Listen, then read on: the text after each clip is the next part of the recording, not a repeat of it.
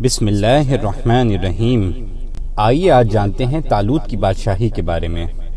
بنی اسرائیل کا نظام یوں چلتا تھا کہ ہمیشہ ان لوگوں میں ایک بادشاہ ہوتا تھا جو ملکی نظام چلاتا تھا، اور ایک نبی ہوتا تھا جو نظام شریعت اور دینی امور کی ہدایت و رہنمائی کیا کرتا تھا۔ اور یوں دستور چلا آتا تھا کہ بادشاہی یہود ابن یعقوب علیہ السلام کے خاندان میں رہتی تھی، اور نبوت لادی بن یعقوب علیہ السلام کے خاندان کا ترہ امتیاز تھا۔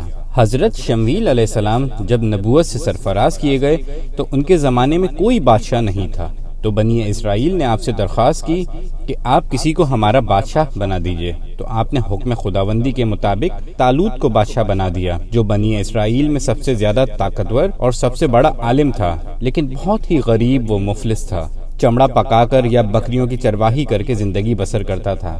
اس پر بنی اسرائیل کو اعتراض ہوا کہ طالوت شاہی خاندان سے نہیں ہے، لہٰذا یہ کیوں کر اور کیسے ہمارا بادشاہ ہو سکتا ہے؟ اس سے زیادہ بادشاہت کے حقدار تو ہم لوگ ہیں، کیونکہ ہم لوگ شاہی خاندان سے ہیں۔ پھر طالوت کے پاس کچھ زیادہ مال بھی نہیں ہے، ایک غریب و مفلس انسان بھلا تخت شاہی کے لائق کیوں کر ہو سکتا ہے؟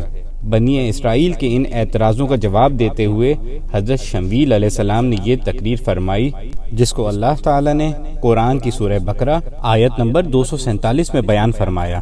ترجمہ: اور انہیں ان کے نبی نے فرمایا کہ اللہ تعالیٰ نے طالوت کو تمہارا بادشاہ بنا دیا ہے، تو کہنے لگے بھلا اس کی ہم پر حکومت کیسے ہو سکتی ہے؟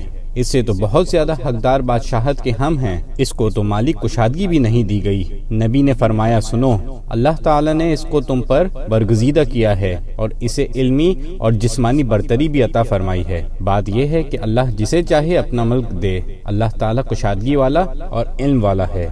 ایک اور جگہ پہ اللہ تعالیٰ نے ارشاد فرمایا، سورہ بقرہ آیت نمبر 248۔ ترجمہ: ان کے نبی نے انہیں پھر کہا کہ اس کی بادشاہت کی ظاہری نشانی یہ ہے کہ تمہارے پاس وہ صندوق آ جائے گا جس میں تمہارے رب کی طرف سے دل جمعی ہے اور آل موسیٰ اور آل ہارون کا بقیہ ترکہ ہے، فرشتے اسے اٹھا کر لائیں گے۔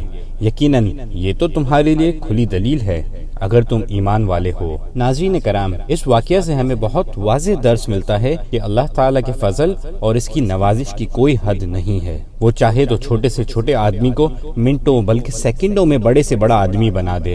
دیکھ لیجئے، حضرت طالوت ایک بہت ہی کم درجے کے آدمی تھے کہ ان کا اپنا گزر بسر بھی بکریاں چرا کر اس سے جو اجرت ملتی اس سے ہوتا تھا، اور اللہ تعالیٰ نے پل بھر میں انہیں صاحب تخت و تاج بنا کر بادشاہ بنا دیا۔